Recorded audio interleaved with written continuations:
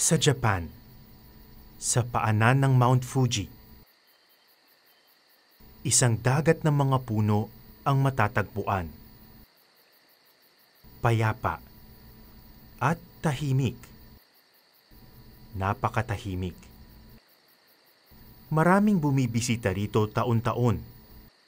Pero ang lugar ng pambihirang ganda, may madilim na mukha.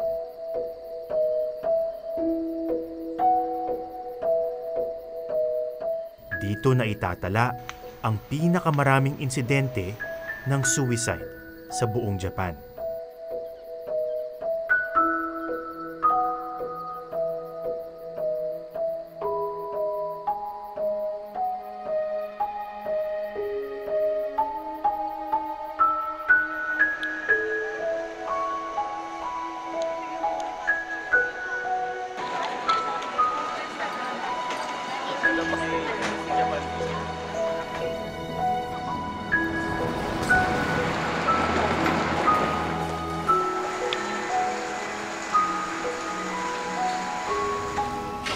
Sa Tokyo,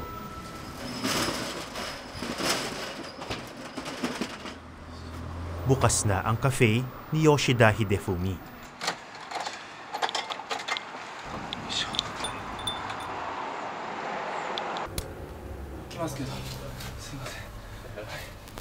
Maliit ang espasyo sa loob ng cafe.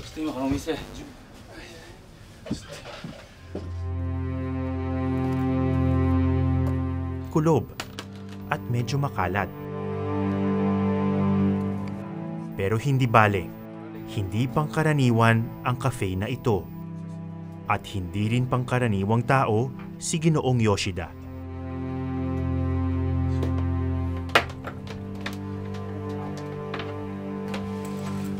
Isa siyang guro.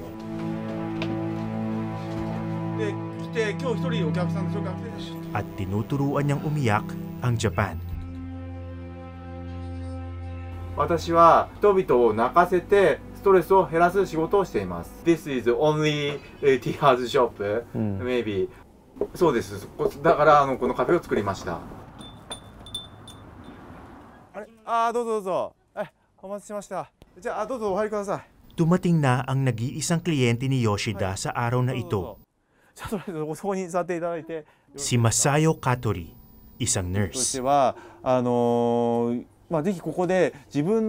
Naupo siya sa isang gilid at nagpalabas si Yoshida ng mga video sa projector.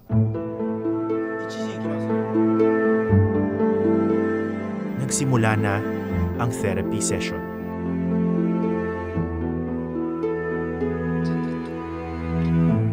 Hanggang sa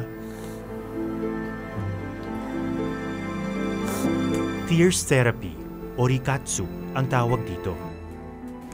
Tears therapy とは、寒涙療法ですね。日本語は寒涙療法。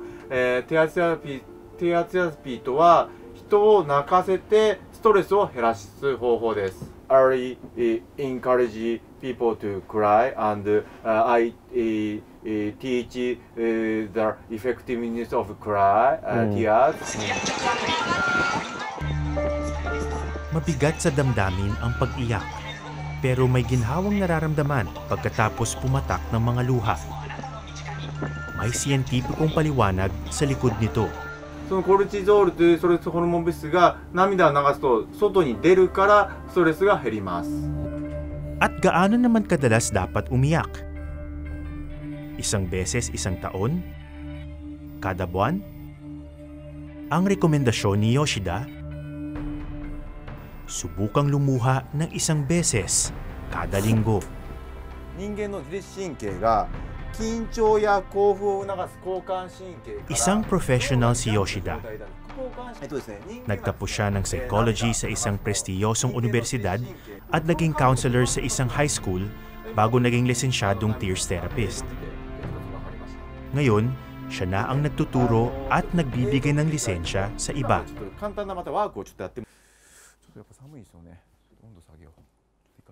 Si Masayo, first time daw subukan ang therapy na ito.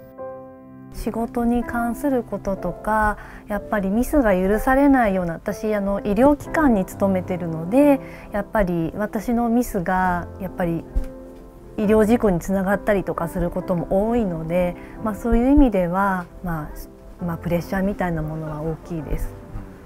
How do you feel after the session, after you were able to cry?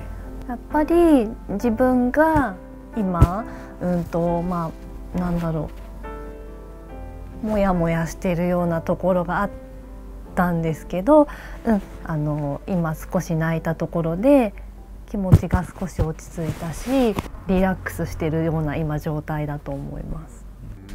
なんか明日から仕事だなっていうのが。よくね、眠れないっていう相談を受ける。Pero bakit kailangan pang lumapit sa isang profesional para lamang umiyak? さっきも言ったんですけど、やっぱり自分がこんなこと悩んでるとかなかなか言いづらいようなところがあって、で家族に心配はかけたくないとかいう思いもありますかね。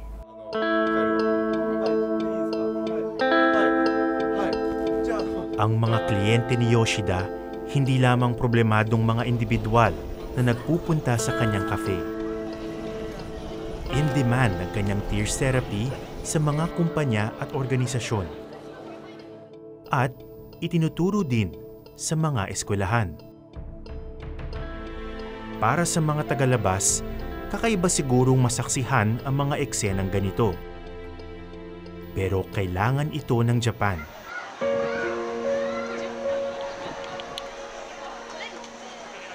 Batay sa datos ng isang international study on adult crying, sa 37 bansa na sinurvey, ang mga Hapon ang pinakamadalang umiyak. Malaking salik dito ang kanilang kultura na pinahahalagahan ang kakayahang magtiis at magtimpi. 日本人は泣くのは難しいと思います。なぜなら、日本の社会では、泣くことは良くない、泣くことは悪いと、言われてきました。Especially men, man shouldn't cry in front of people. Is this a problem that you faced yourself? Did you have a hard time crying before when you were younger? 子供の時、親や先生から泣いてはいけないと言われておりました。私が、涙流すと健康にいいことを人々は知らないので、私が教えてます。Sa klase ni Yoshida, may isang babae na mukhang hindi rin taga rito. Siya si Carlota, isang Spanish student na tinatapos ang kanyang doctorate sa Oxford University ng Inglaterra. Tears therapy ang paksa ng kanyang pagsasaliksik. Very unusual was that, that the company would require that service, or that the school would require that service on purpose to cry, That was very surprising to me, extremely. Pero kahit sabihin pang mababaw ang luha ng mga Pinoy at hindi na kailangang turuang umiyak, tila may iba pang pakinabang sa pagsali sa isang tears therapy session. Itinuturo kasi nito ang pagiging bukas sa nararamdaman at ang pagpapakita nito sa iba. Sometimes, you think they are very emotionally closed. They also think that of themselves. But in fact, a lot of the things that they've told me is something like things that I've heard at home. People that don't know how to, say thank you, or they don't know how to say I love you to the pet. That exists also there. It's not unique to Japan. So Rikatsu is about relieving stress, but it's also about showing your vulnerability to someone else. Ang mensaheng ito na hindi kailangang mahiya sa nararamdaman at hindi kahinaan ang ma-stress o malungkot ay mahalaga sa pangangalaga sa lusog-isip o mental health. Sa Japan, malaking problema ang depression. Lalo na't sa mahabang panahon, hindi ito kinikilala ng kanilang lipunan. 日本の社会では、働く企業の人々が非常にうつ病を持っています。涙流すとうつ病を和らげる効果があると思っております。Mas nakababahala bukod sa depression,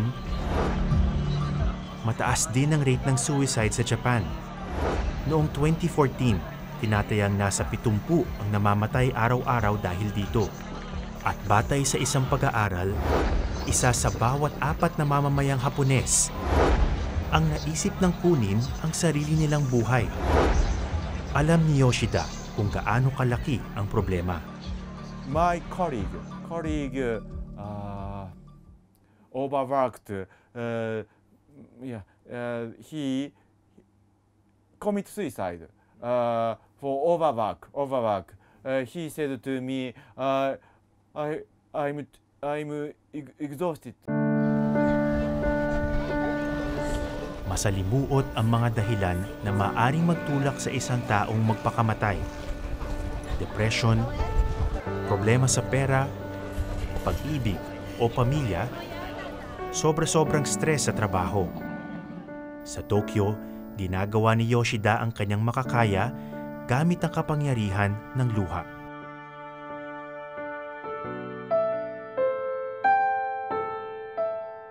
Samantala, sa tinatawag na suicide forest ng Yamanashi, ibang puwersa naman ang sumasalubong sa mga taong umabot na sa bingit.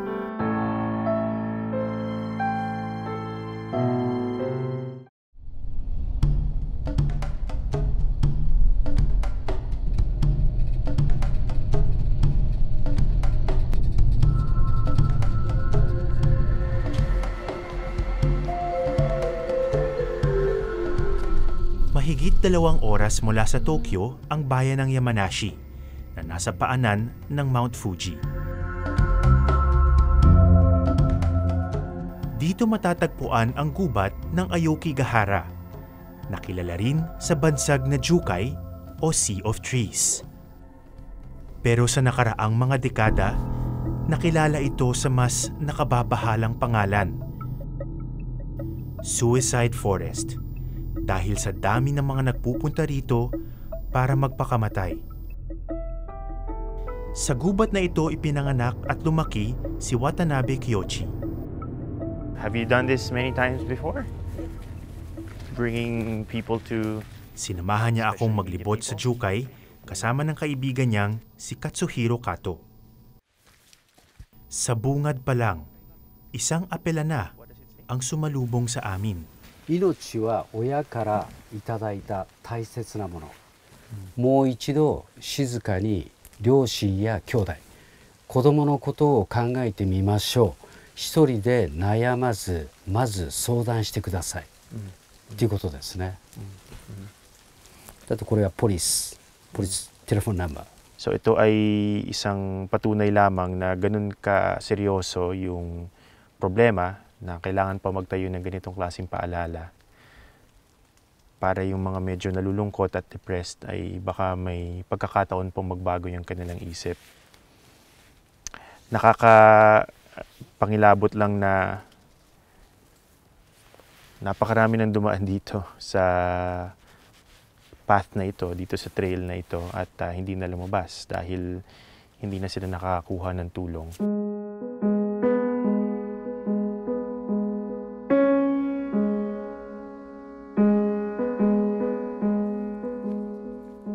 Noong 2003, 105 bangkay ang natagpuan sa Aokigahara Forest. Sa pagitan naman ng 2013 hanggang 2015, sa tala ng lokal na pamahalaan, mahigit 100 ang nagpakamatay sa gubat. Hindi na naglalabas ng opisyal na datos ang mga otoridad tungkol sa mga suicide sa nakaraang mga taon. Marahil para hindi na lalong sumama ang imahe ng Aokigahara.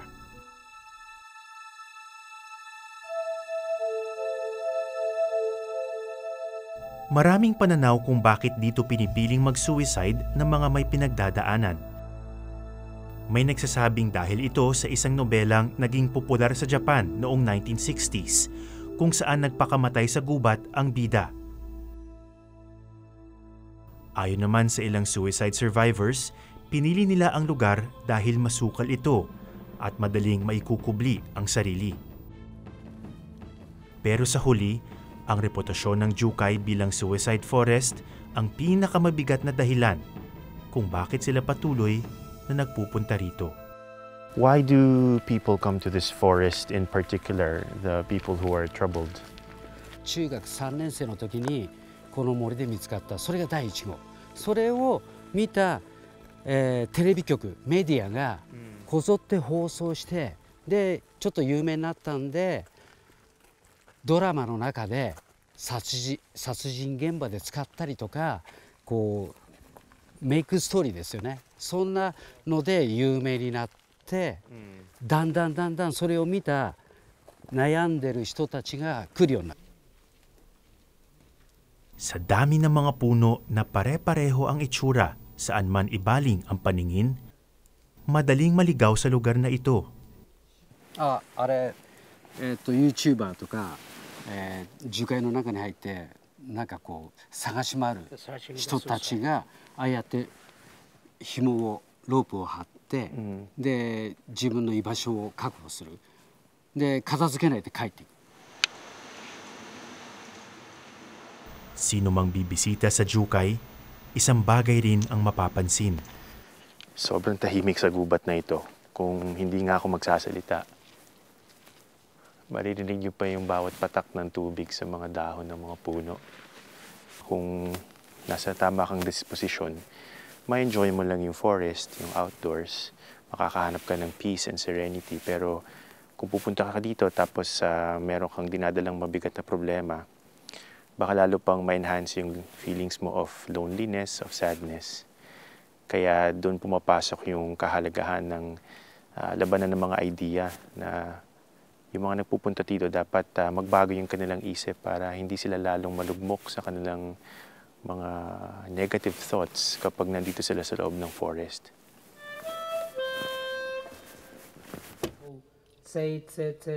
Hindi papayag si Watanabe na manaig ang negatibong imahe ng Jukai. Kaya lumalaban siya gamit ang musika.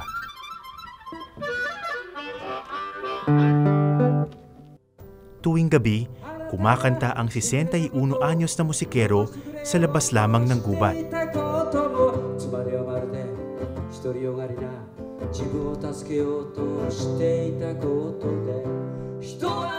Minsan, sinasamahan siya ng kanyang mga kaibigan at kabanda.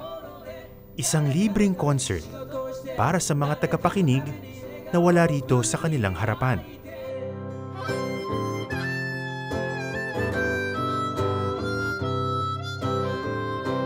Nakaこういったダークなイメージになってもそんなにこう気にしていなかったんですけど、音楽を始めてから本当に思うようになったのが、人の命の大切さをすごく思うようになって、で変えるためにはどうしたらいいのかなって思いついたのが、本来の樹海のイメージ、龍神、ここ神の森なんで、神様の森でブラックドラゴン、黒い龍神がの森だよっていうことを、自殺をしようとして自分の歌で、助かったっていうか、死なないでこう来た人に僕それを言うようにしてます。沈む、そして日が昇ってまた同じような朝がやってくる。そして日が昇ってまず音楽はずっと音楽好きで、もううちはその自殺なんて関係ない時からずっと音楽、家族でずっと音楽やってて、もうずっと音楽やってるんですね。でそれでこの森で音楽は自然に始めました。自然に始めたら結果中に入ってた自殺をしようとしていた人が音楽を聴いて出てきたんです。でこれは音楽をやることで自殺を しようとしてる人に伝わるんだなって思ったんですね。それで毎晩のように今度大きい音でガンガンやるようになったら、この近くで自殺する人がほとんどいなくなったんです。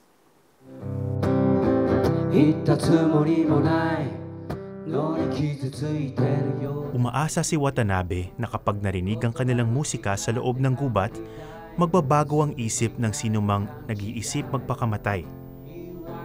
Sa ganitong paraan, unti-unti ring maghihilom ang reputasyon ng Aokigahara Forest, isang lugar na malapit sa kanyang puso.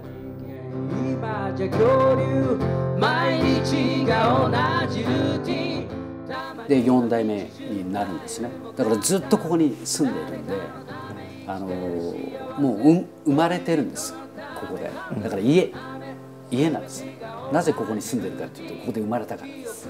もう本当に辛いのだ、辛いです。で、僕が子供の頃は樹海の中に入って、遊んでターザンみたいな感じで遊び回って、洞窟を発見したりとかで遊び回った、もうここもう本当に遊ぶ場所だったんですね。本当に綺麗な森だったんだけど、その40年たった40年の間にこのなんかダークなイメージになって、そういった方が来るたびに本当に辛いです。自分の家なんで。そして日が昇ってまた同じような朝がやってくる。Ganito nga ba kalakas ang kapangyarihan ng musika na kaya nitong magligtas ng buhay? Oo, sabi ni Watanabe. At marami na siyang kwentong magpapatunay dito.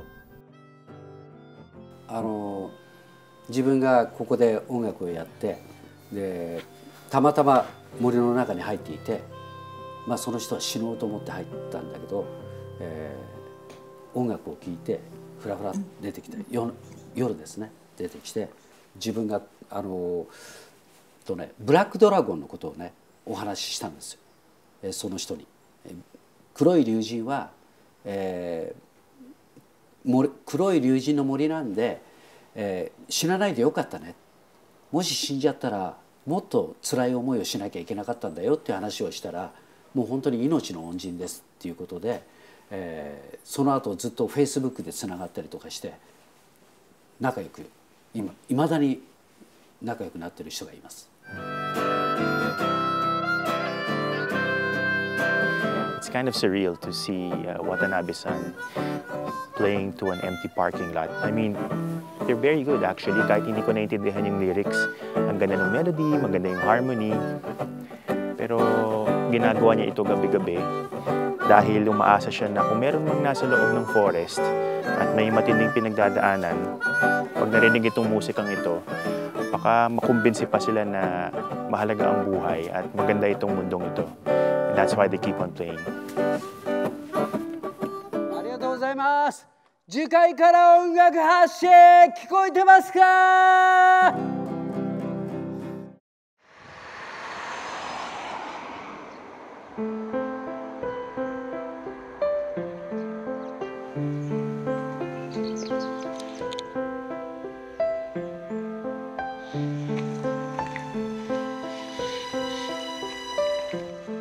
？Kinabukasan, dinala ako ni Watanabe sa isa sa paborito niyang lugar sa gubat.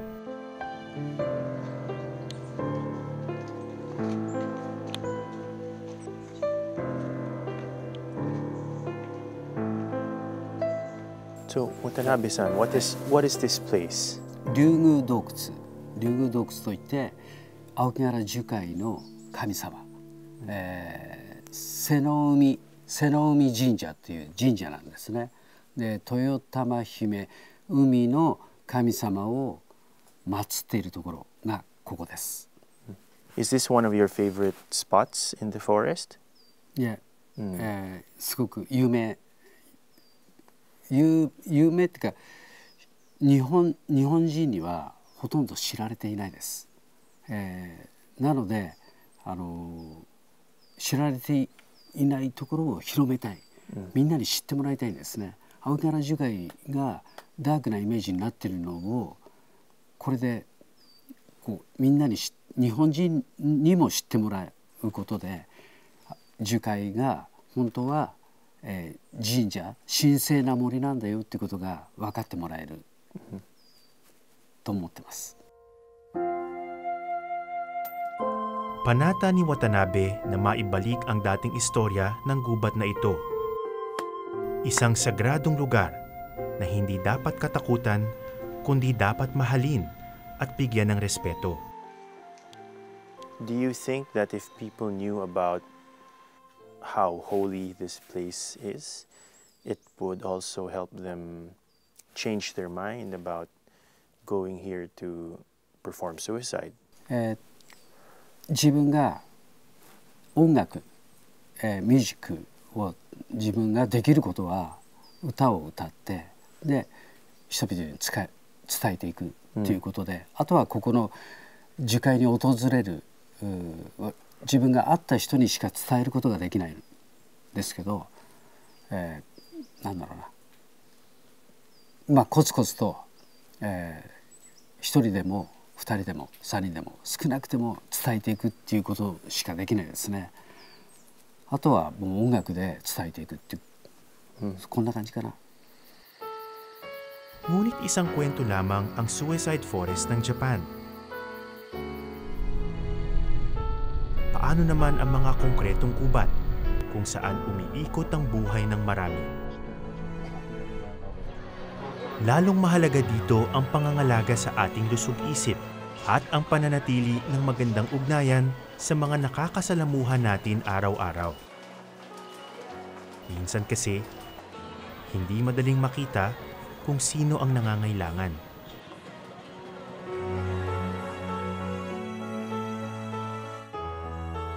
Napatunayan nila Yoshida at Watanabe ang kapangyarihan ng luha at ng musika sa pagtulong sa mga may mabigat na pinagdadaanan.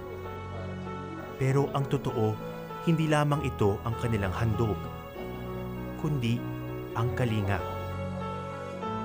Yung pagpaparamdam na may handang makinig, makialam at tumulong kahit hindi pa kakilala.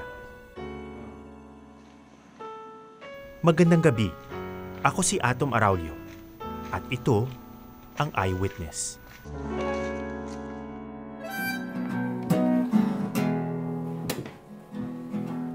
あの日から君のこと思うたび胸が苦しくなる気づいていないだけ俺心配ないさ思い通りにできなかったとしてもね愛してるって一言なのに言えばよかったって思えば思うほどためらわないで悔やまないで人が生きるって何か足りないことないでしょうか